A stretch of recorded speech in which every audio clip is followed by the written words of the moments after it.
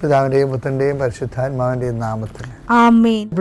അമ്മേ പരിശുദ്ധമേ, ദൈവമാതാവേ, കൃപാസനത്തിലൂടെ ഞങ്ങളുടെ ദേശത്തിനും അമ്മ മധ്യസ്ഥം തേടി തന്ന എല്ലാ അനുഗ്രഹങ്ങൾക്കും കൃപകൾക്കും ഞങ്ങളിപ്പോൾ ഹൃദയം നിറഞ്ഞ നന്ദി പറയുന്നു. അമ്മേ പരിശുദ്ധമേ, ദൈവമാതാവേ, 2004 ഡിസംബർ 7 ഉച്ചകഴിഞ്ഞ് 2:30 കൃപാസനത്തിൽ സംഭവിച്ച അമ്മയുടെ പ്രത്യക്ഷപ്പെടലിനെക്കുറിച്ച് തിരുസഭയ്ക്ക് സമർപ്പിച്ചിരിക്കുന്ന പഠനരേഖകളുടെ മേൽ സഭാത്മകമായ പഠനം ആരംഭിക്കുവാൻ ഞങ്ങൾ പ്രാർത്ഥിക്കുന്നു. അമ്മേ പരിശുദ്ധമേ, ഭൂസ്വർലോകങ്ങളുടെ രാജ്ഞിയായ അങ്ങേയ്ക്ക് ഭൗമസംരക്ഷണത്തിനായി പ്രപഞ്ചപ്രകൃതിയെ തന്നെ തിരുസഭ പ്രതിഷ്ഠിക്കുവാൻ ഈ പ്രത്യക്ഷീകരണം വഴി ഇടയാക്കണമേ. പരിശുദ്ധമേ, ജപമാല മാതാവേ, സകല കൃപാസനം പ്രാർത്ഥനയോടും ചേർത്ത് ഞങ്ങളിപ്പോൾ പ്രാർത്ഥിക്കുന്ന ഈ കുടുംബത്തിന്റെ പ്രത്യേക നിയോഗം പറ മക്കളെ.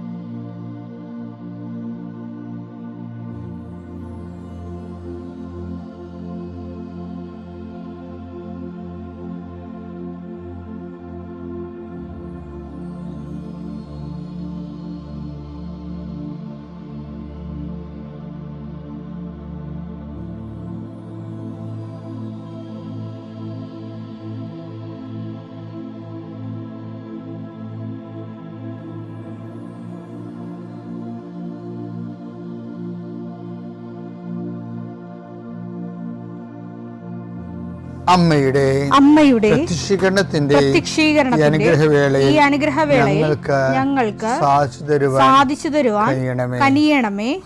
ആമേൻ. വിശ്വാസ പ്രമാണം. സർവശക്തനായ പിതാവും ആകാശത്തിന്റെയും ഭൂമിയുടെയും സൃഷ്ടാവുമായ ദൈവത്തിൽ ഞാൻ വിശ്വസിക്കുന്നു. അവിടുത്തെ ഏകപുത്രനും ഞങ്ങളുടെ കർത്താവുമായ ഈശോമിശിഹായിലും ഞാൻ വിശ്വസിക്കുന്നു. ഈ പുത്രൻ പരിശുദ്ധാത്മാവിനാൽ ഗർഭസ്ഥനായി കന്യകാമറിയത്തിൽ നിന്ന് പിറന്ന് പൊന്തിയോസ് പീലാത്തോസിന്റെ കാലത്ത് പീഡകൾ സഹിച്ച് കുരിശിൽ തറയ്ക്കപ്പെട്ട് മരിച്ച് അടക്കപ്പെട്ട് പാതാളങ്ങളിൽ ഇറങ്ങി മരിച്ചവരുടെ ഇടയിൽ നിന്ന് 3-ാം നാൾ ഉയർത്ത് സ്വർഗത്തിലേക്ക് എഴുന്നള്ളി സർവശക്തിയുള്ള പിതാവായ ദൈവത്തിന്റെ വലതുഭാഗത്തിരിക്കുന്നു. അവിടെ നിന്ന് ജീവിക്കുന്നവരെയും മരിച്ചവരെയും വിധിക്കുവാൻ വരുമെന്നും ഞാൻ വിശ്വസിക്കുന്നു. പരിശുദ്ധാത്മാവിലും ഞാൻ വിശ്വസിക്കുന്നു. വിശുദ്ധ കത്തോലിക്കാ സഭയിലും പുണ്യവാന്മാരുടെ ഐക്യത്തിലും പാപങ്ങളുടെ മോചനത്തിലും ശരീരത്തിന്റെ ഉയർപ്പിലും നിത്യമായ ജീവിതത്തിലും ഞാൻ വിശ്വസിക്കുന്നു. ആമേൻ. സുഖസ്ഥനായ ഞങ്ങളുടെ പിതാവേ, അങ്ങയുടെ നാമം പൂജിതമാകണമേ. അങ്ങയുടെ രാജ്യം വരണമേ. അങ്ങയുടെ തിരുമനസ് സ്വർഗത്തിലെ പോലെ ഭൂമിയിലും ആകണമേ. അന്നു വേണ്ടുന്ന ആഹാരം ഇന്ന് ഞങ്ങൾക്ക് തരണമേ. ഞങ്ങളോട് തെറ്റ് ചെയ്യുന്നവരോട് ഞങ്ങൾ ക്ഷമിക്കുന്നത് പോലെ ഞങ്ങളുടെ തെറ്റുകൾ ഞങ്ങളോടും ക്ഷമിക്കണമേ. ഞങ്ങളെ പ്രലോഭനത്തിൽ ഉൾപ്പെടുത്തരുതേ, തിന്മയിൽ ഞങ്ങൾ രക്ഷിക്കണമേ. ആമേൻ. നന്മ നിറഞ്ഞ മറിയമേ, സ്വസ്തി. കർത്താവ് അങ്ങയുടെ കൂടെ സ്ത്രീകളിൽ അങ്ങ് അനുഗ്രഹിക്കപ്പെട്ടവളാകുന്നു. അങ്ങയുടെ ഉദരത്തിൻ ഫലമായി ഈശോ അനുഗ്രഹിക്കപ്പെട്ടവനാകുന്നു. പരിശുദ്ധ മറിയമേ, തമ്പുരാന്റെ അമ്മേ, പാപികളായ ഞങ്ങൾക്ക് വേണ്ടി ഇപ്പോഴും ഞങ്ങളുടെ മരണസമയത്തും തമ്പുരാനോട് അപേക്ഷിക്കണമേ. ആമേൻ. കർത്താവേ, നിന്റെ ഉന്നതമായ നാമത്തിന് സ്തോത്രം ചെയ്യുന്നു. കർത്താവേ, നിന്റെ വിശുദ്ധ പൗരോഹിത്യത്തെ മഹത്വപ്പെടുത്തണം. കർത്താവെ, സഭയിലുള്ള സാന്നിധ്യം പ്രകടമാക്കണം. 40 വർഷം അർപ്പിച്ച കൃപാന്റെ യുഗതിയായി കൃപാസ്ഥാനത്താരെ ജീവനോടെ പ്രത്യക്ഷപ്പെട്ട പരിശുദ്ധ അമ്മയുടെ മാധ്യസ്ഥത്തിലെ ഞാൻ അങ്ങയുടെ മക്കൾക്ക് വേണ്ടി പ്രാർത്ഥിക്കുന്നു. അമ്മേ, ഈ പ്രഭാതത്തിൽ എത്രയോ പേരാണ് അമ്മേ ഈ ഒരു പ്രാർത്ഥനയ്ക്ക് വേണ്ടി കൊതിച്ച് കാത്തിരിക്കണത്. അവർക്ക് എവിടെ എന്തെല്ലാമോ കാര്യങ്ങളുണ്ട്. ഇന്ന് അവരുടെ കഴിവിൽ നിൽക്കാത്ത കാര്യങ്ങളുണ്ട്. കർത്താവേ, അങ്ങയുടെ മക്കളുടെ കഴിവിൽ നിൽക്കാത്ത കാര്യങ്ങൾ, ആ കാര്യങ്ങളെ കുറിച്ച് ഓർക്കുമ്പോൾ ഭയവും പേടിയും പ്രയാസവും സങ്കടവും നിരാശയും ഒക്കെ തോന്നുന്ന വിഷയങ്ങൾ, വ്യക്തികൾ, അതെല്ലാം യേശുക്രിസ്തു നാമത്തിൽ ഞാൻ ബന്ധിക്കുന്നു. കർത്താവേ, അങ്ങയുടെ മക്കള് ഇനി സമാധാനത്തിൽ വിട്ടേക്കണമെന്ന് പറഞ്ഞില്ലേ യേശു. ഞങ്ങളുടെ ദാസനെ സമാധാനം, എൻ്റെ രക്ഷ ഞാൻ എൻ്റെ കണ്ണുകൊണ്ട് കണ്ടിരിക്കുന്നു. അങ്ങയുടെ ദാസനെ സമാധാനം വിട്ടേക്ക്. സമയം ദീർഘദർശി പറഞ്ഞതുപോലെ അങ്ങയുടെ മക്കൾ ഈ പ്രാർത്ഥനയ്ക്ക് ശേഷം സമാധാനം കണ്ടെത്താൻ ഇടയാക്കണം പ്രാർത്ഥിക്കുന്നു. നിങ്ങളുടെ ജീവിത ചിന്തകൾ, നിങ്ങളിന്ന് പോകാനിരിക്കുന്ന ഇടങ്ങൾ, സംസാരിക്കുന്ന വ്യക്തികൾ, ഒപ്പിടുന്ന പേപ്പറുകൾ, എഴുതുന്ന രേഖകൾ, എൻ്റെ മക്കൾ ജീവിത ഉപായത്തിന് വേണ്ടിയും മേൽഗതിക്ക് വേണ്ടിയും ജോലിക്ക് വേണ്ടിയും ജോലിയുടെ അനുബന്ധ കാര്യങ്ങൾക്ക് വേണ്ടിയും എവിടെയെല്ലാം യാത്ര ചെയ്യുന്നു, ആരോടെല്ലാം സംസാരിക്കുന്നു, ഫോൺ ചെയ്തിട്ട് എന്തെങ്കിലും ഡേറ്റോ കാര്യമോ തീരുമാനമോ വാക്കോ പ്രവൃത്തിയോ തീരുമാനമോ കിട്ടാൻ വേണ്ടി കാത്തിരിക്കുന്നു. അതെല്ലാം മക്കൾക്ക് അനുകൂലമാവുകയും അത് ഈശോയുടെ നാമത്തിൽ ഞാൻ നിങ്ങളെ അനുഗ്രഹിക്കുകയും ചെയ്യുന്നു. എൻ്റെ കർത്താവ്, മനുഷ്യൻ്റെ ഭീഷണി കാരണം മനസ്സിന് സമാധാനം നഷ്ടപ്പെട്ടവരെ, അവരെ നീ ഏത് ഭവനത്തിൽ പ്രവേശിച്ചാലും ആ ഭവന സമാധാന ആശംസ അർപ്പിച്ച കർത്താവേ, നിന്റെ നാമത്തിൽ നെഞ്ചിലും നെറ്റിലും മുദ്ര വാങ്ങി നിന്റെ നാമത്തിൽ വിശ്വസിക്കുന്ന ഒരു മനുഷ്യനെയും ആരും ഭിക്ഷപ്പെടുത്താൻ അനുവദിക്കരുത് കർത്താവേ. അവരെല്ലാം ശത്രുക്കളെ കാണുകെ വിരുന്നൊരുക്കുന്ന ദൈവത്തിൻ്റെ ശക്തിവിശേഷം നിനക്കായി വിരുന്നൊരുക്കട്ടെ. എൻ്റെ എല്ലാ ശത്രുക്കളുടെയും മുന്നിൽ നിത്യം പിതാവും പുത്രനും പരിശുദ്ധാത്മാവും സർവ്വേശ്വര എന്നേക്കും ആമേൻ. എൻ്റെ പ്രിയപ്പെട്ടവരെ, ചിലരെന്നോട് ചോദിക്കുകയെ, അച്ഛാ ഞാൻ വെള്ളം അടിക്കാനും പോണില്ല, ഒരു തോന്നിയ പോണില്ല, പക്ഷേ എനിക്ക് കരൾ രോഗമാണ്, അത് ഏത് പാവത്തിൻ്റെ ശിക്ഷയാണ്? ഇങ്ങനെയൊക്കെ ആൾക്കാർ വളരെ അടുപ്പമുള്ളവർ ഒക്കെ രോഗങ്ങൾ വരുമ്പോൾ എന്നോട് പണ്ട് ചോദിച്ച ചോദ്യങ്ങളൊക്കെയാണ്. ഇപ്പം അതിൻ്റെ വീഡിയോ ഒക്കെ ഉണ്ട് നമ്മുടെ യൂട്യൂബിൽ. കാരണം മദ്യപിക്കാത്തവർക്ക് എന്തുകൊണ്ടാണ് കരൾ രോഗം വരുന്നതെന്ന് ഡോക്ടേഴ്സ് എക്സ്പ്ലെയിൻ ചെയ്യുന്നുണ്ട്. എൻ്റെ വിഷയം അതല്ല. ശരിക്കും നമ്മൾ ഈ വേജ രോഗങ്ങൾ പോലെ തന്നെ നമ്മൾ ചെയ്യാത്ത ചില കുറ്റങ്ങൾ, ചിലർ വന്നിട്ട് എന്നെ പറയാം, വെച്ചാൽ പോസ്കോ കേസൊക്കെ ഇപ്പോൾ സുപ്രീം കോടതിയുടെ ഒരു വിധി വന്നില്ലേ പോസ്കോ കേസിനെ കുറിച്ച്. പോസ്കോയുടെ ഈ ഇരയുടെ കംപ്ലൈൻറ്റ് മാത്രം പോരാ, അല്ലെങ്കിൽ അത് അങ്ങനെയുള്ള കംപ്ലൈൻറ്റുകൾ വളരെ വ്യക്തമായ തെളിവായിട്ട് മജിസ്ട്രേറ്റിന് ബോധ്യപ്പെടണം. അല്ലാത്ത പക്ഷം തെളിവുകൾ ഹാജരാക്കാൻ. അപ്പോൾ തെളിവുകൾ ഹാജരാക്കണമെന്നുള്ളത് പണ്ട് നേരത്തെ ഇന്നേ വരെ ഇല്ലായിരുന്നു. ഇപ്പോൾ പുതിയ സുപ്രീം കോടതിയുടെ പുതിയ നിരീക്ഷണമാണ് തെളിവുകൾ ഹാജരാക്കണമെന്ന്. അപ്പോൾ ചിലരിങ്ങനെ കള്ളക്കേസിൽ പെടുത്തി, ഇപ്പോൾ അമ്മായി അപ്പനെയൊക്കെ പോസ്കോ കേസിൽ പെടുത്തുകയാണ്. അത് മരുമക്കൾ ചെയ്യേണ്ട പരിപാടിയാണ്. അവർ അങ്ങനെയുള്ളവർ വന്ന് എന്നോട് ചോദിക്കുകയും, ഞാനൊരു തെറ്റ് ചെയ്തില്ല അച്ഛാ, എന്ത് പങ്കപ്പാടാണിതെന്ന്. അപ്പോൾ ഇങ്ങനെ നമ്മൾ തെറ്റ് ചെയ്യാതെ കുറേ ആരോപണങ്ങളും കുറേ പങ്കപ്പാടുകളൊക്കെ ചില സമയത്ത് നമ്മുടെ ജീവിതത്തിൽ വരും.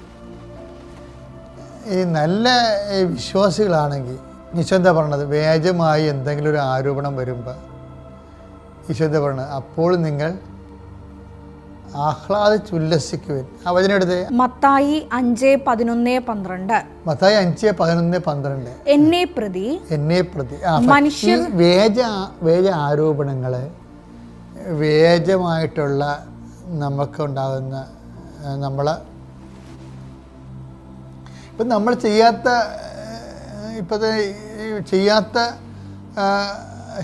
ദുശീലങ്ങൾക്ക് നമുക്ക് ദുശീലം ചെയ്ത ആൾക്കാരുടെ രോഗം തന്നെ ചില ആൾക്കാർക്ക് വരുന്നുണ്ട്. അപ്പോൾ അവർക്ക് ഒരു ഐഡിയയും ഇല്ല ഇതെന്ത് എങ്ങനെ വൃത്തിഞ്ഞായിട്ട് ജീവിച്ചിട്ട് ഇങ്ങനെ സംഭവിച്ചല്ലോ എന്ന് ചിന്തിക്കുകയവരോട്. അപ്പം എനിക്കെന്താ ഇങ്ങനെ സംഭവിച്ചതെന്ന് പറയണവർ ചോദിക്കുന്നവരുണ്ട്. എനിക്കെന്താ ഇങ്ങനെ സംഭവിച്ചത്? മറ്റുള്ളവർക്ക് അങ്ങനെ സംഭവിച്ചപ്പോൾ എനിക്ക് മനസ്സിലാവുക അങ്ങനെയായിട്ട് ആയതുകൊണ്ടാണ്. ഞാനെന്താ ഇങ്ങനെ സ്വയം വിസ്തരിക്കുന്ന ആൾക്കാരുമുണ്ട്, അതിന് പരോക്ഷമായി ദൈവത്തെയും വിസ്തരിക്കുന്നവരുണ്ട്. നമുക്കൊരു ആധ്യാത്മിക ജീവിതം ദൈവത്തെ ഒരു വിസ്താരത്തിൽ വികസിപ്പിക്കാൻ പറ്റത്തില്ല. ഈശോ എന്നാ ചെയ്യണത്? ഈ എനർജി കൺവേർട്ട് ചെയ്യണമെന്നാണ് ഈശോ പറഞ്ഞത്. അതാണ് അതിനടുത്ത് 5:11 മത്തായി. എന്നെ പ്രതി അത് ഈശോനെ പ്രതിയാക്കണം. നമ്മളെ പ്രതി വന്ന കാര്യങ്ങളെല്ലാം നമ്മൾ ഈശോനെ പ്രതിയാക്കണം. മനുഷ്യർ നിങ്ങളെ അവഹേളിക്കുകയും പീഡിപ്പിക്കുകയും എല്ലാവിധ തിന്മകളും നിങ്ങൾക്കെതിരെ വ്യാജമായി പറയുകയും ചെയ്യുമ്പോൾ നിങ്ങൾ ഭാഗ്യവാന്മാർ. നിങ്ങൾ ആനന്ദിച്ചാഹ്ലാദിക്കുവിൻ. സ്വർഗത്തിൽ നിങ്ങളുടെ പ്രതിഫലം വലുതായിരിക്കും. അപ്പോൾ ഈ സ്വർഗത്തിലെ പ്രതിഫലം വലുതായിട്ട് നമ്മൾ നിശ്ചയിച്ചു കഴിഞ്ഞാൽ വ്യാജാരോപണങ്ങൾ ഉണ്ടാവും. അതായത് ആദ്യം ഉണ്ടാകണത് വ്യാജാരോപണങ്ങളല്ല. ആദ്യം ഉണ്ടാകണത് നിങ്ങൾ ദൈവത്തിന് വിശ്വാസമായത് കാരണം നിങ്ങളുടെ പ്രതിഫലം നിശ്ചയിക്കും ദൈവം. ആ പ്രതിഫലം നിശ്ചയിക്കുമ്പോഴായിരിക്കും നമുക്ക് എക്സ്ട്രാ റെമിറ്റൻസ് കൊടുക്കേണ്ടി വരണത്. എക്സ്ട്രാ റെമിറ്റൻസ് എന്ന് പറഞ്ഞാൽ സ്വാഭാവിക സഹനങ്ങളിലൂടെ കിട്ടത്തില്ല, അസ്വാഭാവിക സഹനങ്ങളിലൂടെ കിട്ടത്തുള്ളൂ. ഈ അസ്വാഭാവിക സഹനങ്ങൾ വരണത് നമ്മൾ ചെയ്യാത്ത കുറ്റത്തിന് ആരോപണം കേൾക്കുമ്പോഴാണ്. പക്ഷേ അത് നമ്മൾ ക്രിസ്തുവിൻ്റെ പേരിലാക്കിയെടുത്താൽ മാത്രമേ അത് കൃപയായി കൺവേർട്ട് ചെയ്തിട്ട് ഈ സ്വർഗത്തിൽ നിങ്ങളുടെ പ്രതിഫലം വലുതായിരിക്കും എന്ന് പറഞ്ഞാൽ ആ വലിയ പ്രതിഫലത്തിന് റെമിറ്റൻസ് കൊടുത്തിട്ട് അത് നമുക്ക് കർത്താവ് നമ്മുടെ പേരിലാകത്തുള്ളത്. അതെന്താ ചോദിക്കുക വെച്ചാൽ നമ്മൾ ഇപ്പം ഇത്രയും ഞാൻ പറഞ്ഞൊരു കാര്യമാണ് നിങ്ങൾ ശ്രദ്ധിക്കേണ്ടത്. അതായത് ഏതെങ്കിലും കാരണവശാൽ നിങ്ങൾ ചെയ്യാത്ത കുറ്റത്തിന് നിങ്ങൾക്കൊരു ആരോപണം വരുന്നു, ഏതെങ്കിലും കാരണവശാൽ നിങ്ങളുടെ നിങ്ങൾ ചെയ്യാത്ത ശീലത്തിന് നിങ്ങൾക്ക് രോഗം വരുന്നു, ഇതെല്ലാം വ്യാജങ്ങളാണ്. ഇപ്പോൾ വ്യാജമായ എല്ലാത്തരം എന്ന് പറയുമ്പോൾ എന്ത് തരമായാലും വ്യാജമായിട്ടാണ് നിങ്ങളുടെ അടുത്തേക്ക് വരണമെന്നുണ്ടെങ്കിൽ അതെന്ത് ചെയ്യണം? അത് നിങ്ങൾ എന്നെ പ്രതി എന്ന് പറഞ്ഞാൽ ക്രിസ്തുവിനെ പ്രതിയാക്കി കളയണം. നിങ്ങളെ പ്രതി ആകുമ്പോഴാണ് നിങ്ങൾ ക്ഷോഭിക്കണത്, നിങ്ങളെ പ്രതി അല്ലത്. ഇപ്പം കൃപാസനത്തിനെതിരെ 200 പേര് ഒരു ചേട്ടായി ഒരു ഫേസ്ബുക്കിൽ പോസ്റ്റ് എടുത്ത്, ഒരു മന്ത്രി, ജീവിച്ചിരുന്ന മന്ത്രിയുടെ ഫേസ്ബുക്ക് പോസ്റ്റ് എടുത്തിട്ട് കൃപാസനത്തിനെതിരെ അതിലൂടെ ഒരു ആരോപണം ഇട്ട്.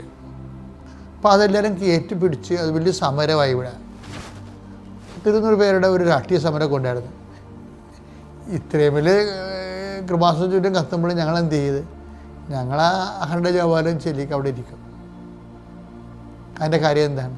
ഈ ആരോപണങ്ങളെല്ലാം ക്രിസ്തുവിൻ്റെയൊക്കെ നമ്മൾ കൺവേർട്ട് ചെയ്ത് കൊടുക്കും. ക്രിസ്തു അങ്ങനെ പറഞ്ഞിട്ടുണ്ട്, വ്യാജമായി എന്തെങ്കിലും വന്നാൽ ഉടനെ നിങ്ങൾ എൻ്റെ അക്കൗണ്ടിലേക്ക് മാറ്റണമെന്നാണ്. പക്ഷേ അതെപ്പോഴും ഓർത്തേക്കണം മക്കൾ. അല്ല, ചെയ്യാത്ത കുറ്റത്തിൽ നമ്മൾ ഇപ്പോൾ ചെയ്യാത്ത കുറ്റത്തിൽ നമ്മൾ ഈ ഭൂമി അങ്ങനെയാണ്, ഈശോയെ പോലും വെറുതെ വിടാഞ്ഞൊരു ഭൂമിയാണെന്ന് ഓർക്കണം. നമ്മൾ എപ്പോഴും ഓർക്കണം. അത് ഈശോയുടെ പേരുള്ള എല്ലാ വ്യാജ ആരോപണങ്ങളില്ലായിരുന്നോ, അത് ഈശോ നമ്മളെ പ്രതിയാണ് അത് ഏറ്റെടുത്തത്. അപ്പോൾ നമുക്കുണ്ടാകുന്ന വ്യാജ ആരോപണങ്ങൾ ഈശോയെ പ്രതി ഏറ്റെടുത്ത് കഴിയുമ്പോൾ എന്ത് പറ്റും? സ്വർഗത്ത് നിങ്ങൾക്കൊരു പ്രതിഫലം വലുതായിരിക്കും. ഞാൻ തിരിച്ചു പറയുകയാണ്, നമ്മളുടെ പ്രതിഫലം, വലിയ പ്രതിഫലം നമുക്ക് വേണ്ടി ദൈവം നിശ്ചയിച്ച് കഴിയുമ്പോഴാണ് നമ്മളോട് എക്സ്ട്രാ എമൗണ്ട് അടക്കാൻ പറയണത്. അതാണ് ഈ വ്യാജാരോപണങ്ങൾ. Thank you. നാമത്തിന് മഹത്വം. എൻ്റെ പേര് പ്രീതി. ഞാൻ തൃശ്ശൂർ ജില്ലയിലെ കല്ലൂർ എന്ന സ്ഥലത്തുനിന്ന് വരികയാണ്. ഞാനൊരു സെൻട്രൽ ഗവൺമെൻറ് സ്കൂൾ ടീച്ചറാണ്. ഞാനിവിടെ കൃപാസനത്തെക്കുറിച്ച് അറിയുന്നത് തന്നെ യൂട്യൂബിൽ നിന്നാണ്. യൂട്യൂബിൽ ഒരു ദിവസം എനിക്ക് ഭയങ്കര കാലുവേദനയായിരുന്നു. ആ സമയത്ത് ഇങ്ങനെ വൈകിട്ട് ഇങ്ങനെ വിഷമിച്ച് കിടക്കുന്ന സമയത്ത് ഞാനിങ്ങനെ യൂട്യൂബ് റീൽസ് കാണുന്നതിൻ്റെ ഇടയിൽ കൂടെ ഞാൻ ഒരു കൃപാസനത്തിൻ്റെ ഒരു സാക്ഷ്യം കയറി വന്നു. അതിൽ ഒരു സ്ത്രീ ഇവിടെ നിന്നിട്ട് ഉപ്പിട്ട് പ്രാർത്ഥിച്ചപ്പോൾ വെള്ളമില്ലാത്ത കുഴൽക്കിണറിൽ വെള്ളം കണ്ടു എന്നൊക്കെ ഉള്ളൊരു സാക്ഷിയാണ് ഞാൻ കേട്ടത്. അപ്പോൾ എനിക്ക് കുറച്ച് ഇൻട്രസ്റ്റിംഗ് ആയിട്ട് തോന്നിയപ്പോൾ ഞാൻ കുറച്ചുകൂടെ അതിനെക്കുറിച്ച് സെർച്ച് ചെയ്തു. അങ്ങനെ ഞാൻ തോന്നി, ഇത് ഇത്ര ദൂരമാണ്, എനിക്കിനി വരാനൊന്നും പറ്റില്ല, കാരണം ഞാൻ നാട്ടിലില്ല, അപ്പോൾ എന്നെക്കൊണ്ട് സാധ്യമല്ല എന്നാണ് ഞാൻ കരുതിയത്. അങ്ങനെ ഒരു ദിവസം എനിക്ക് ഈ വഴിക്ക് എൻ്റെ സിസ്റ്ററിൻ്റെ വീടുണ്ട് തൊടുപുഴ, അങ്ങോട്ട് പോകുന്ന വഴിക്ക് ഞാൻ ഈ പള്ളി കണ്ടു. അപ്പോൾ ഇപ്പോഴും എനിക്ക് മനസ്സിലായില്ല. അപ്പോൾ ഞാൻ വെച്ചു ഈ ചിത്രം ഞാൻ എവിടെയോ കണ്ടിട്ടുണ്ട് എന്നാണ് എനിക്ക് ഓർമ്മ വന്നത്. അപ്പോഴും എനിക്ക് ഇത് കൃപാസനം ഞാൻ യൂട്യൂബിൽ കണ്ട അതേ സ്ഥലമാണെന്നൊന്നും എനിക്ക് അറിയണ്ടായിരുന്നില്ല. അങ്ങനെ തിരിച്ചു വരുന്ന വഴിക്ക് ഞാനിവിടെ കയറി. അപ്പോൾ ഇവിടെ കയറി വന്നപ്പോൾ ഇവർ പറഞ്ഞു ഉടമ്പടിയുടെ സമയമാണ്, ലാസ്റ്റ് ഉടമ്പടി ഇപ്പോൾ നടക്കുകയാണ്, താല്പര്യമുണ്ടെങ്കിൽ കയറിക്കൊള്ളാൻ പറഞ്ഞു. പക്ഷേ എനിക്ക് ഉടമ്പടി എന്താണെന്നൊന്നും അറിയണ്ടായിരുന്നില്ല. അങ്ങനെ ഞാൻ ഉടമ്പടി എടുക്കാതെ ഇവിടെ വന്ന് പ്രാർത്ഥിച്ച് തിരിച്ചു പോവുകയാണ് ചെയ്തത്. പിന്നീട് ഒരു വർഷത്തിന് ശേഷം വീണ്ടും അടുത്ത ലീവിന് വന്നപ്പോഴാണ് എനിക്ക് കൃപാസനത്തിൽ വരാനുള്ള വീണ്ടും ഞാൻ വന്നത്. ആ സമയത്ത് അതിന് വരുന്നതിന് മുന്നേ തന്നെ എന്താണ് ഉടമ്പടി എന്ന് കൂടുതൽ സാക്ഷ്യങ്ങൾ വഴിയും പിന്നീട് ഇവിടെയുള്ള വെബ്സൈറ്റ്, കൃപാസനത്തിൻ്റെ വെബ്സൈറ്റ് നോക്കിയൊക്കെ ഞാൻ നോക്കി വെച്ചു. അങ്ങനെയാണ് ഞാൻ ഇതിനെക്കുറിച്ച് കൂടുതൽ അറിയുന്നത് തന്നെ. പിന്നീട് ഞാൻ ഇവിടെ വന്ന് ഉടമ്പടി എടുത്തു. എൻ്റെ ഉടമ്പടിയിലുള്ള എൻ്റെ ആദ്യത്തെ നിയോഗം എന്ന് പറയണത് എനിക്ക് നാട്ടിലേക്കൊരു ട്രാൻസ്ഫർ വേണം. ഞാൻ കുറേ വർഷങ്ങളായിട്ട് തന്നെ ഏകദേശം 17 വർഷത്തോളമായിട്ട് ഞാൻ അന്യനാടുകളിൽ, അതായത് കേരളത്തിന് പുറത്ത് തമിഴ്നാട് വരെ വന്ന് വർക്ക് ചെയ്തിട്ടും എനിക്ക് കേരളത്തിലേക്ക് ഇതുവരെ ട്രാൻസ്ഫർ കിട്ടിയിട്ടുണ്ടായിരുന്നില്ല. അപ്പം ഞാൻ ഒത്തിരി വിഷമിച്ചിരിക്കുകയായിരുന്നു. കാരണം ഞാനും മക്കളും ഒറ്റയ്ക്കാണ് അന്യനാട്ടിൽ. ഇവർക്ക് എന്തെങ്കിലും ഒരു അസുഖം വന്നു കഴിഞ്ഞാൽ ഞാൻ കഷ്ടപ്പെടുകയാണ്, ഓടുകയാണ് കിടന്നിട്ട്. എനിക്ക് സ്കൂളിലത്തെ കാര്യങ്ങൾ, അതുപോലെ തന്നെ മക്കളുടെ കാര്യങ്ങളെല്ലാം കൂടി ഞാൻ ഒറ്റയ്ക്ക് ഹാൻഡിൽ ചെയ്യണം. ഹസ്ബൻഡിന് വരാൻ പറ്റുന്നൊരവസ്ഥയായിരുന്നില്ല. കാരണം ഹസ്ബൻഡ് അച്ഛനും അമ്മയും വയ്യാതിരിക്കുന്നവരാണ്. അപ്പോൾ അങ്ങനെ ഇട്ട് വരാൻ പറ്റാത്ത അവസ്ഥയിലാണ് ഞാൻ ഇവിടെ വന്ന് ഉടമ്പടി എടുത്ത് എനിക്ക് ട്രാൻസ്ഫർ വേണം എന്നുള്ള രീതിയിൽ ഞാൻ പ്രാർത്ഥിച്ചത്. ആ ഉടമ്പടിയിൽ എൻ്റെ ആദ്യത്തെയും ഏറ്റവും പ്രധാനമായിട്ടുള്ള നിയോഗവും എനിക്ക് ട്രാൻസ്ഫർ വേണം തന്നെയായിരുന്നു. അങ്ങനെ പിന്നത്തെ വർഷം ഒഴിവില്ലാതിരുന്നിട്ട് കൂടിയും എൻ്റെ ഹസ്ബൻഡിൻ്റെ വീടിൻ്റെ അടുത്തുള്ള സ്കൂളിൽ തന്നെ എനിക്ക് മാതാവ് ട്രാൻസ്ഫർ തന്ന് എന്നെ അനുഗ്രഹിച്ചു. എനിക്കതിൽ ഒത്തിരി സന്തോഷമുണ്ട്. കാരണം ഒരിക്കലും ഒരു ട്രാൻസ്ഫർ അവിടെ ഒരു വേക്കൻസി ഇല്ല. ആ വേക്കൻസി ഇല്ലാഞ്ഞിട്ട് കൂടി എനിക്ക് അവിടേക്ക് എനിക്ക് ട്രാൻസ്ഫർ തന്നു. അവിടെ ഉണ്ടായിരുന്നൊരു ടീച്ചറിനെ വേറൊരു, അതായത് ട്രിവാൻഡ്രത്തേക്ക്, ശരിക്കും അവർ ട്രാൻസ്ഫർ ഇല്ലെങ്കിൽ ഞാൻ വന്നു കഴിഞ്ഞാൽ ആ ടീച്ചറിനെ പുറത്തേക്ക് വിടണം, അങ്ങനെയാണ് നിയമം. പക്ഷേ ആ ടീച്ചറിനെ അവിടെ തന്നെ നിർത്തി. ഒരു മാസത്തിന് ശേഷം ട്രിവാൻഡ്രത്തുള്ള വേറൊരു സ്കൂളിലത്തെ സാറ് റിട്ടയർ ആവുമെന്നുള്ള പ്രതീക്ഷയിൽ തന്നെ ആ ഡേറ്റിന് വേണ്ടിയിട്ട് അവരെ ഇവിടെ നിർത്തി. പിന്നീട് അവർക്ക് അവിടെ പോസ്റ്റിംഗ് കൊടുക്കുകയാണ് ചെയ്തത്. അപ്പോൾ അത്രയും അത്ഭുതകരമായ രീതിയിൽ തന്നെ എനിക്ക് ഈ ട്രാൻസ്ഫർ കിട്ടി. കുറേ വർഷങ്ങൾക്ക് ശേഷമാണ് ഞാൻ നാട്ടിലെത്തിയത്. ഇപ്പോഴും എനിക്കിത് അത്ര വിശ്വസിക്കാൻ പറ്റുന്നില്ല. ഇത് കേരളമാണ്, ഞാൻ കാണുന്ന ചുറ്റും മലയാളം തന്നെയാണ്. ഓരോ ബോർഡ് കാണുമ്പോഴും ഞാൻ അത്രയും അത്ഭുതത്തോടെയാണ് നോക്കുന്നത്. കാരണം വർഷങ്ങളായിട്ട് നമ്മൾ അന്യനാട്ടിൽ കിടക്കുമ്പോഴൊരു വിഷമം എന്ന് പറഞ്ഞു കഴിഞ്ഞാൽ ആരും സഹായത്തിനില്ലാതെ, എത്രയൊക്കെ പൈസ ഉണ്ടെങ്കിലും എന്തൊക്കെ ഉണ്ടെങ്കിലും നമുക്ക് നമ്മുടെ ആളുകളുടെ കൂടെ താമസിക്കുക, നമ്മുടെ വീട്ടുകാരുടെ കൂടെ താമസിക്കുക പറഞ്ഞത് സംതിങ് നമുക്ക് ശരിക്കൊരു ബ്ലെസ്സിങ് തന്നെയാണ്. അപ്പോൾ ഞാനിപ്പോൾ ആ ഒരു ബ്ലെസ്സിങ് എനിക്ക് കിട്ടിയിരിക്കുന്നത് ഇവിടെ വന്നതിന് ശേഷമാണ്. അപ്പോൾ അതിന് മാതാവിനോട് ഒത്തിരി നന്ദി പറയുന്നു. രണ്ടാമത്തെ നിയോഗം ഞാൻ വെച്ചിട്ടുണ്ടായിരുന്നത് എൻ്റെ മകന് വേണ്ടിയാണ്. അവൻ പഠിക്കാൻ ഒരല്പം മോശം തന്നെയായിരുന്നു. എന്നുവെച്ചാൽ മാർക്കൊന്നും അത്ര നന്നായിട്ടൊന്നും കിട്ടിയിട്ടുണ്ട്. പാസ്സാകും, ജസ്റ്റ് പാസ്. മാത്സൊക്കെ നല്ല വീക്കാണ്. അപ്പോൾ അങ്ങനെയൊക്കെ ആയിരുന്നു. CBSE അപ്പോൾ 10th എക്സാം, ബോർഡ് എക്സാമിൻ്റെ സമയത്ത് ഞാൻ ഇവിടെ വന്നു, അച്ഛൻ്റെ അനുഗ്രഹമൊക്കെ വാങ്ങി. പിന്നെ എക്സാമിന് പോകുമ്പോൾ മകന് ഉപ്പും ഇവിടെ ഉടമ്പടി തൈലമൊക്കെ കൊടുത്തയക്കും. പിന്നെ കാശ് രൂപമൊക്കെ വെച്ചിട്ടാണ് അവൻ പ്രാർത്ഥിക്കാറ്. ഞങ്ങൾ അങ്ങനെ ഇവൻ ഓരോ എക്സാമിനും ഉപ്പിട്ട് പ്രാർത്ഥിച്ച് വിശ്വാസ പ്രമാണം ചൊല്ലി പ്രാർത്ഥിച്ചിട്ടാണ് പരീക്ഷ എഴുതിയത്. അങ്ങനെ മകന് 10th CBSE ബോർഡ് എക്സാമിൽ 93%, 92.8% മാർക്ക് നൽകി അവനെ മാതാവ് അനുഗ്രഹിച്ചു. അതും അവനെ സംബന്ധിച്ചും എന്നെ സംബന്ധിച്ചും വലിയൊരു വിജയം തന്നെയാണ്. കാരണം ഒരിക്കലും 60% എബവ് പോവാത്തൊരു കുട്ടിയാണ് ഇന്ന് 92.8% നിൽക്കുന്നത്. അപ്പോൾ സംതിങ് ഗ്രേറ്റ് ആണ്. അതും എനിക്ക് ഒത്തിരി എനിക്ക് ഉറപ്പാണ്, 100% ഉറപ്പാണ് അതെനിക്ക് പോസിബിൾ ആയത് ഞാൻ ഇവിടെ വന്നതുകൊണ്ട് മാത്രം. അതും മാതാവിൻ്റെ അനുഗ്രഹം ഉള്ളത് കൊണ്ട് മാത്രം. കാരണം ഇത്രയും അധികം വർഷങ്ങൾ ഞാൻ മുന്നുള്ള പരീക്ഷകളിലൊന്നും ഇങ്ങനെയൊന്നും സംഭവിച്ചിട്ടില്ല. അപ്പോൾ ഈ എക്സാമിന് എനിക്ക് കിട്ടിയത് മാതാവിൻ്റെ അനുഗ്രഹമാണെന്ന് ഞാൻ ഒന്നുകൂടെ എടുത്തു പറയുകയാണ്. അതിന് മാതാവിനോട് ഒത്തിരി നന്ദി പറയുന്നു. പിന്നെ ഉടമ്പടി നിയോഗങ്ങളായിട്ട് ഞാൻ അധികമൊന്നും വെച്ചിട്ടുണ്ടായിരുന്നില്ല. എനിക്ക് 2 ആഗ്രഹങ്ങളേ ഉണ്ടായുള്ളൂ. മകന് നല്ല മാർക്ക് വാങ്ങണം, എനിക്ക് നാട്ടിലേക്ക് എങ്ങനെയെങ്കിലും എത്തിപ്പെടണം. ഇത് മാത്രമേ എൻ്റെ ആഗ്രഹങ്ങൾ ഉണ്ടായിരുന്നുള്ളൂ. പിന്നീട് ഞാൻ വെച്ചിരുന്ന നിയോഗങ്ങളെല്ലാം മറ്റുള്ളവർക്ക് വേണ്ടിയിട്ടായിരുന്നു. ആദ്യത്തെ തവണ വരികയാണെങ്കിൽ എനിക്കത് അറിയില്ല വെച്ചാലും എൻ്റെ ഒരേയൊരു ആവശ്യം, 2 ആവശ്യം ഉണ്ടായിരുന്നു, ഇത് 2 മാത്രമാണ്. പിന്നീടുള്ളതൊക്കെ ഞാൻ മറ്റുള്ളവർക്ക് വേണ്ടിയാണ് വെച്ചിട്ടുണ്ടായിരുന്നത്. എൻ്റെ കൂടെയുള്ള ഫ്രണ്ടിന് വേണ്ടിയിട്ട് ഞാൻ വെച്ചിട്ടുണ്ടായിരുന്നു. അവർക്ക് കുട്ടികളുണ്ടായിരുന്നില്ല. അപ്പോൾ കുറേ വർഷങ്ങളായിട്ടും കുട്ടികളില്ലാതെ വിഷമിച്ചിരുന്ന അവർ ഇവിടെ വന്ന് ഉടമ്പടി എടുത്തിട്ടുണ്ട്. അവർക്ക് കുട്ടികളായി, 2 കുട്ടികളായിട്ടുണ്ട്. അപ്പോൾ ഈ വർഷങ്ങളുടെ ഇടയിൽ പിന്നീട് ഒത്തിരി ഞാനിവിടെ ഉടമ്പടി എടുക്കാൻ വന്ന അന്ന് ഇവിടെ സൺഡേ ആയിരുന്നു, അതായത് ഡിസംബർ 31, 2024 അന്ന് ഇവിടെ ഉടമ്പടി ധ്യാനം നടക്കുകയായിരുന്നു. ആ ധ്യാനത്തിൽ ഇവിടെ നടന്നുകൊണ്ടിരിക്കുമ്പോൾ ഞാനിവിടെ ഉടമ്പടി എടുക്കാൻ വന്നിരിക്കുന്നുണ്ട്, മുകളിൽ ക്ലാസ് അറ്റൻഡ് ചെയ്യായിരുന്നു. അത് അന്ന് രാവിലെ തുടങ്ങി എനിക്ക് കാലിന് പ്രത്യേകിച്ച് ഭയങ്കര വേദനയാണ്. എനിക്ക് നിൽക്കാനോ നടക്കാനോ ഒന്നും പറ്റുന്നില്ല. ഞാൻ ചിലപ്പോൾ രാത്രി വീട്ടിലെ പണികളെല്ലാം കഴിഞ്ഞ് സ്കൂളൊക്കെ കഴിഞ്ഞ് വന്ന് ചിലപ്പോൾ ഞാൻ കരയും. അതേമാതിരിയാണ് എനിക്ക് കാലുവേദനയുള്ളത്. ഒത്തിരി കരയും ഞാൻ, കാലിനൊക്കെ പിടിച്ചിട്ട് എന്തൊരു കഷ്ടമാണെന്നൊക്കെ പറഞ്ഞിട്ട് ഞാനിങ്ങനെ കരയാറുണ്ട്. ഭയങ്കര വിങ്ങുന്ന വേദനയാണ്. ഏകദേശം എല്ലാ ഓയിൻമെൻറ്റ് എന്തൊക്കെ കിട്ടിയോ അതൊക്കെ പുരട്ടി വെച്ചിട്ട് ലാസ്റ്റ് ഒരു 1 മണി 2 മണിയൊക്കെ കാലൊക്കെ പൊതിഞ്ഞ് വെച്ചിട്ടാണ് കിടക്കുക. 1 മണി 2 മണിയൊക്കെ ആകുമ്പോഴാണ് വേദന ഒന്ന് കുറഞ്ഞു വരുള്ളൂ. പിറ്റേ ദിവസം രാവിലെ എനിക്ക് നടക്കാൻ പറ്റില്ല. കാലിങ്ങനെ തൊട്ട് ഇങ്ങനെ ഒന്ന് വിരലുമ്മ കൂടെയാണ് ഞാൻ നടന്നിട്ട് വാഷ്റൂമിലേക്കൊക്കെ പോകേണ്ടി വന്നാൽ തന്നെ പോകുന്നത്, അല്ലെങ്കിൽ ഞാൻ പോവുകയില്ല. അങ്ങനെയാണ്, അത്രയും എനിക്ക് കാലുവേദന. കുറേ നേരം കാലുമ്മ നിന്ന് ഒരു വിരലുമ്മ നിന്ന് പിന്നെ പതുക്കെ ചവിട്ടി അങ്ങനെ ഉറപ്പിച്ചാണ് വേദന കുറച്ച് കുറയുമ്പോൾ ഞാൻ നടക്കുന്നുണ്ടായിരുന്നു തന്നെ. അങ്ങനെ ഇരുന്ന അന്ന് ഇവിടെ ഉടമ്പടി ധ്യാനം നടന്നുകൊണ്ടിരിക്കുമ്പോൾ പ്രത്യേകിച്ച് ഭയങ്കര വേദനയായിരുന്നു.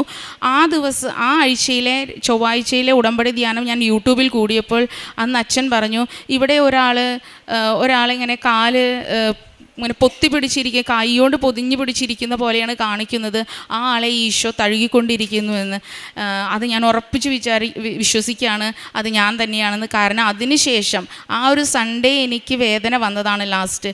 പിന്നീട് എനിക്ക് ഇതുവരയ്ക്കും കാലിന് ഇപ്പോൾ 2026 ഇന്ന് ജൂലൈ 11 എന്നിട്ട് പോലും എനിക്കൊരു ഇതുവരയ്ക്കും കാലിനൊരു വേദന വന്നിട്ടില്ല. അത് മാതാവ് എനിക്ക് ഉടമ്പടി എടുത്തതിൻ്റെ ഭാഗമായിട്ട് ഞാൻ വന്നതിന് അതിൻ്റെ ഒരു അനുഗ്രഹം ആദ്യത്തെ ദിവസം തന്നെ എൻ്റെ ഏറ്റവും വലിയ അനുഗ്രഹമായിട്ട് ഞാൻ കരുതുന്നു. അടുത്തത്, എനിക്ക് ഉടമ്പടി തൈലം വഴി ഒത്തിരി രോഗസൗഖ്യങ്ങൾ കിട്ടിയിട്ടുണ്ട്. പിന്നീട് എനിക്കുള്ളത് കഴുത്ത് വേദനയാണ്. ഞാൻ ഒരിക്കൽ വാഷ്റൂമിൽ മറിഞ്ഞു വീണിരുന്നു, വഴുക്കി വീഴുകയാണ് ചെയ്തത്. അങ്ങനെ എനിക്ക് ഈ കഴുത്തിൽ എൻ്റെ ഒരു നെർവ് ഡിസ്കിൻ്റെ ഇടയിൽ കുടുങ്ങിപ്പോയിട്ട് എന്നും നീർക്കെട്ടാണ്. ബാക്കിൽ കൂടെ നീര് വന്ന് ഭയങ്കരമായിട്ട് വേദന. പിന്നെ കുറേ കഴിയുമ്പോൾ നീർക്കെട്ട് ഇറങ്ങി ബാക്ക് പെയിനായി മാറും. ഇവിടെ വന്നിട്ട് നടുക്കിൽ വന്നിട്ട് ഭയങ്കര വേദനയായിരിക്കും. ഇപ്പോൾ എനിക്ക് അങ്ങനെയുള്ള വേദനകളൊന്നുമില്ല. എല്ലാം മാതാവ് എനിക്ക് മാറ്റി തന്നിരിക്കുന്നു. സർജറിയാണ് ഡോക്ടർമാർ പറഞ്ഞിരുന്നത്. അത് ഇപ്പോൾ വേണ്ട, പതുക്കെ ചെയ്യാം എന്നാണ് അവർ പറഞ്ഞിട്ടുണ്ടായിരുന്നത്. അത്രയും ബുദ്ധിമുട്ട് വരുന്ന സമയത്ത് നമുക്കത് സർജറി ചെയ്യാം, അത് ഇത്തിരി റിസ്ക് ഉള്ളതാണ്, അതുകൊണ്ട് ചെയ്യേണ്ട ആവശ്യമില്ല, ഇപ്പം ചെയ്യേണ്ട, ഇങ്ങനെ പോട്ടെ എന്ന് പറഞ്ഞു. അത്യാവശ്യത്തിന് പെയിൻ കില്ലേഴ്സൊക്കെ എഴുതി തന്നിട്ടുണ്ട്. പക്ഷേ ഇതൊന്നും ചെയ്യാതെ തന്നെ എനിക്ക് മാതാവ് അതെല്ലാം മാറ്റി തന്നിട്ടുണ്ട്. അപ്പോൾ ഇത്രയും അനുഗ്രഹങ്ങൾ തന്ന മാതാവിന് ഒത്തിരി നന്ദി പറയുന്നു, ഈശോയ്ക്കും. പിന്നെ എൻ്റെ ആത്മീയ ജീവിതം എന്ന് പറഞ്ഞു കഴിഞ്ഞാൽ ശരിക്കും ഞാൻ ഒരു നല്ല മനുഷ്യനായത് തന്നെ എങ്ങനെ മറ്റുള്ളവരെ സഹായിക്കണം അതിൻ്റെ പൂർണ്ണമായ അർത്ഥം മനസ്സിലാക്കിയത് ഉടമ്പടി എത്തതിന് ശേഷമാണ്.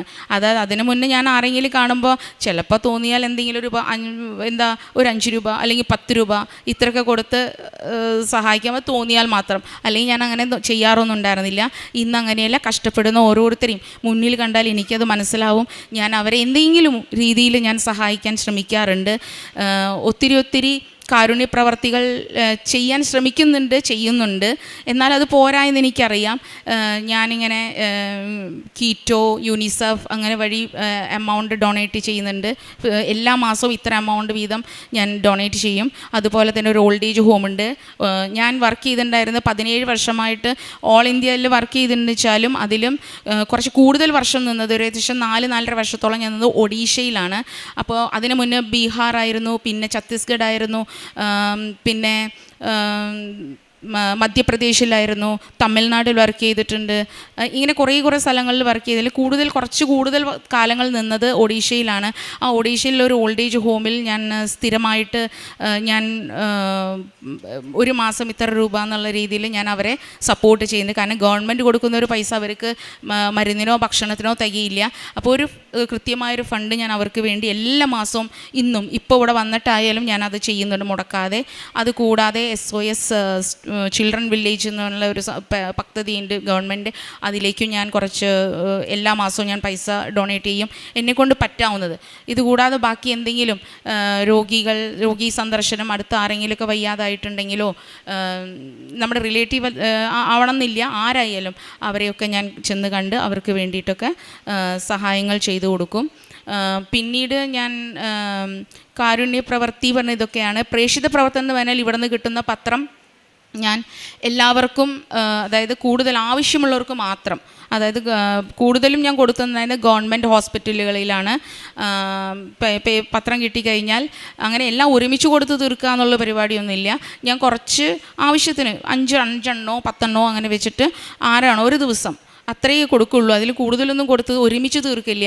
ആവശ്യത്തിന് എൻ്റെ മുന്നിൽ വരുന്ന ആളുകൾക്ക് അവർക്ക് ആവശ്യമുണ്ടെങ്കിൽ മാത്രം അവരെ എനിക്ക് കാണിച്ചു തരണേ മാതാവേ എന്നാണ് ഞാൻ പ്രാർത്ഥിക്കാറ്. അങ്ങനെ അവർക്ക് ഞാൻ പത്രം കൊടുക്കും. പിന്നീട് പത്രം കഴിഞ്ഞു കഴിഞ്ഞാൽ, ഞാൻ നാട്ടിലില്ലാതിരുന്ന സമയത്ത് പത്രം കഴിഞ്ഞു കഴിഞ്ഞാൽ ഞാൻ ഓരോരുത്തരെ കണ്ട് അവരോട് നേരിട്ട് പറയുക ചെയ്യുക, ഇങ്ങനൊരു ചേർച്ച് ഉണ്ട് കൃപാസനം എന്ന് പറഞ്ഞിട്ടാണ്.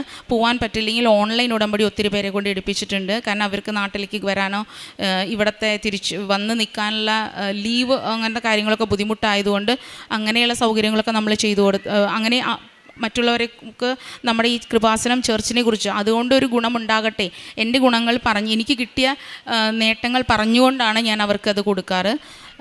പിന്നെ ഇതുകൂടാതെ എൻ്റെ ഒത്തിരി പേരെ ഞാൻ ഉടമ്പടി എടുക്കാൻ ഞാൻ ഇങ്ങോട്ട് കൊണ്ടുവന്നിട്ടുണ്ട്. എപ്പോൾ ഞാൻ നാട്ടിൽ വരുന്നോ അവരെ എൻ്റെ കൂടെ ആരെങ്കിലുമൊക്കെ ഉടമ്പടി എടുക്കാനുണ്ടായിരിക്കും. അങ്ങനെ ഞാൻ അവരെ കൊണ്ടുവരാറുണ്ട്. പിന്നെ എന്തൊക്കെ സഹായങ്ങൾ ചെയ്യാൻ കൊടുക്കുമോ അതുമാതിരി മാക്സിമം എനിക്ക് പറ്റാവുന്ന രീതിയിൽ എൻ്റെ രീതിയിൽ നിന്നുകൊണ്ട് എന്തൊക്കെ ചെയ്യാൻ പറ്റും ഞാനതൊരിക്കലും, എൻ്റെ മുന്നിലൊരു അവസരം വന്നാൽ ഞാൻ വേണ്ടാന്ന് വയ്ക്കില്ല. ഇത്രയൊക്കെയാണ് ഞാൻ ചെയ്യാറുള്ളത്. എനിക്ക് ഇത്രയും അനുഗ്രഹങ്ങൾ തന്ന ഈശോയ്ക്കും മാതാവിനും ഒത്തിരി നന്ദി പറഞ്ഞുകൊണ്ട് ഞാൻ എൻ്റെ ഈ സാക്ഷ്യം ഇവിടെ സമർപ്പിക്കുന്നു. മാതാവിന് നന്ദി, ഈശോയ്ക്ക് നന്ദി. 126 സങ്കീർത്തനം 6 തിരുവചനം. വിത്ത് ചുമന്നുകൊണ്ട് വിലാപത്തോടെ വിതയ്ക്കാൻ പോകുന്നവൻ കറ്റ ചുമന്നുകൊണ്ട് ആഹ്ലാദത്തോടെ വീട്ടിലേക്ക് മടങ്ങും. പ്രീതി എന്ന ഈ ടീച്ചറിൻ്റെ ശക്തമായ പ്രത്യക്ഷീകരണ സാക്ഷ്യമാണ് എൽത്താരയിൽ ഏറ്റുപറഞ്ഞത്. വളരെയധികം സങ്കടത്തോടെ ഇവിടെ വന്ന് 17 വർഷക്കാലം ടീച്ചർ ആഗ്രഹിക്കുകയായിരുന്നു ഒരു സ്ഥലത്ത് നിന്ന്, ഒറീസയിൽ നിന്നും മറ്റ് സംസ്ഥാനങ്ങളിൽ നിന്നും കേരളത്തിൽ വന്ന് തൻ്റെ ഫാമിലിയോടൊപ്പം ഇവിടെ വന്ന് സെറ്റിൽ ചെയ്യണം, ഇവിടേക്ക് ജോലി ട്രാൻസ്ഫർ കിട്ടണം. കാരണം അതൊരു സെൻട്രൽ സിലബസ് സ്കൂളായതുകൊണ്ട് അതൊരു വലിയ ബുദ്ധിമുട്ടുള്ള കാര്യമാണെന്നു എന്നറിയാം. പക്ഷേ ഈ മകൾക്ക് ട്രാൻസ്ഫർ കിട്ടിയത് ഉടമ്പടി എടുത്തതിന് 1 വർഷം തികയുന്നതിന് മുൻപ് തന്നെ തനിക്ക് അവിടെ കിട്ടാൻ യാതൊരു സാധ്യതകളുമില്ലാതിരുന്ന ഒരു സമയത്താണ്. തനിക്ക് മുൻപുള്ള ഒരു ടീച്ചറിനായിരുന്നു യോഗ്യത. നമുക്കറിയാവുന്നതുപോലെ ഉടമ്പടിയിൽ നാം നിയോഗം വെച്ച് പ്രാർത്ഥിക്കുമ്പോൾ ഒരിക്കലും അത് നമ്മുടെ യോഗ്യതകൾ കൊണ്ടല്ല നമുക്ക് അനുഗ്രഹം പ്രാപിക്കുന്നത്. ഇസ്രായേൽക്കാർ ഈജിപ്ത് വിട്ടു പോരുമ്പോൾ അവർക്ക് യാതൊരു സാധ്യതകളും ഉണ്ടായിരുന്നില്ല. അവർക്ക് മന്ന ലഭിച്ചതും അവർക്ക് കാടപ്പക്ഷിയെ ലഭിച്ചതും അവർക്ക് വെള്ളം ലഭിച്ചതും അവർ ചെങ്കടൽ വിഭജിച്ചതുമെല്ലാം അവരുടെയൊന്നും യോഗ്യതകൾ കൊണ്ടല്ല. ഈശോ ദൈവം അവരെ തിരഞ്ഞെടുത്ത ഒരു പ്രത്യേക ജനമായതുകൊണ്ടാണ്. ഉടമ്പടി ചെയ്ത് ജീവിക്കുന്നവരെല്ലാം തന്നെ തിരഞ്ഞെടുക്കപ്പെട്ടവരാണെന്ന് മനസ്സിലാക്കുകയാണ്. അതുപോലെ തന്നെ ഇവർ തിരഞ്ഞെടുക്കപ്പെട്ടവരായതുകൊണ്ട് ഇവരുടെ ആഗ്രഹം വളരെ പെട്ടെന്ന് സാധിച്ചു. സമയച്ചുരുക്കത്തിൻ്റെ അമ്മ അവർക്ക് അവരുടെ യോഗ്യതകളില്ലാതിരുന്ന ഒരു സമയത്ത് അവരാഗ്രഹിച്ച ആ ഒരു കാര്യം തന്നെ ട്രാൻസ്ഫർ കേരളത്തിലേക്ക് നൽകി അനുഗ്രഹിച്ചതിന് പ്രത്യേകം നന്ദി പറയുകയാണ്. അതുപോലെ തന്നെ മകന് CBSE എക്സാമിൽ 93% മാർക്ക് ലഭിച്ചതിനെക്കുറിച്ച് അമ്മയുടെ ഏറ്റു പറയുകയുണ്ടായി. നേർച്ച വസ്തുക്കൾ ഉപയോഗിച്ച് അവൻ പരീക്ഷയ്ക്ക് പോയ സമയത്ത് അവനൊരു പ്രത്യേക കോൺഫിഡൻസും ധൈര്യവും അവന് കൃത്യമായി പരീക്ഷകൾ എഴുതാനുള്ള സാധ്യതകൾ മകന് ലഭിച്ചു. ഇവിടെ ഉടമ്പടി എടുക്കാൻ വന്ന ആ ദിവസം ഈ മകൾക്ക് ലഭിച്ചൊരു സൗഭാഗ്യമെന്ന് പറയുന്നത് ഞായറാഴ്ച ദിവസം കൂടുന്ന ആ ഉടമ്പടി ധ്യാനം. നമുക്ക് ചൊവ്വാഴ്ച ദിവസങ്ങളിലാണത് യൂട്യൂബിൽ നമുക്ക് അപ്പായി കിട്ടുന്നത്. ആ ധ്യാനം കൂടിക്കൊണ്ടിരിക്കുമ്പോൾ തന്നെ വളരെ നാളുകളായിട്ടുണ്ടായിരുന്ന ആ കാലുവേദന മകൾക്ക് സൗഖ്യപ്പെട്ടു. അത് ബഹുമാനപ്പെട്ട ജോസഫ് അച്ഛൻ യൂട്യൂബിലൂടെ മകൾക്ക് ഒരു അടയാളമായി പറയുകയുണ്ടായി, മകളുടെ കാലുവേദന സൗഖ്യപ്പെടുന്നുവെന്ന്. നമുക്കറിയാവുന്നതുപോലെ നാം ഉടമ്പടിയിൽ വിശ്വസ്തരായിരിക്കുക എന്നതാണ് ഒന്ന് മാത്രം അബ്രാഹത്തോട് ദൈവം പറഞ്ഞത്. നീ എൻ്റെ മുമ്പേ ആയിരിക്കുക എന്ന് മാത്രമാണ്. അതാണ് ഒരു കണ്ടീഷൻ ദൈവം അബ്രാഹത്തോട് പറഞ്ഞത്. നമുക്കെപ്പോഴും വിശ്വസ്തരായിരിക്കാം. ബഹുമാനപ്പെട്ട ജോസഫ് അച്ഛൻ ഒരു പ്രാർത്ഥന നമ്മെ ഏറ്റുചൊല്ലാനായി പ്രേരിപ്പിക്കാറുണ്ട്. കർത്താവായി ദൈവമേ, ഉടമ്പടി ബന്ധത്തിൻ്റെ ഭാഗമായി അങ്ങയെ വിട്ടുപോകാതിരിക്കാനുള്ള ദൈവസ്നേഹത്തിൻ്റെ അടയാളമായി സ്ഥിരീകരിക്കണമേ എന്ന്. ആ ഒരു സ്ഥിരീകരണമാണ് എപ്പോഴും ഈ ഉടമ്പടി പ്രാർത്ഥനയിൽ, ഉടമ്പടി ജീവിതത്തിൽ നടന്നുകൊണ്ടിരിക്കുന്നത്. പ്രീതി ടീച്ചറിൻ്റെയും കുടുംബത്തിനും ലഭിച്ച എല്ലാ അനുഗ്രഹങ്ങൾക്കും നന്മകൾക്കും നല്ല ഒരു കയ്യടി നൽകി ഈ സാക്ഷ്യം നമുക്ക് സമർപ്പിക്കാം.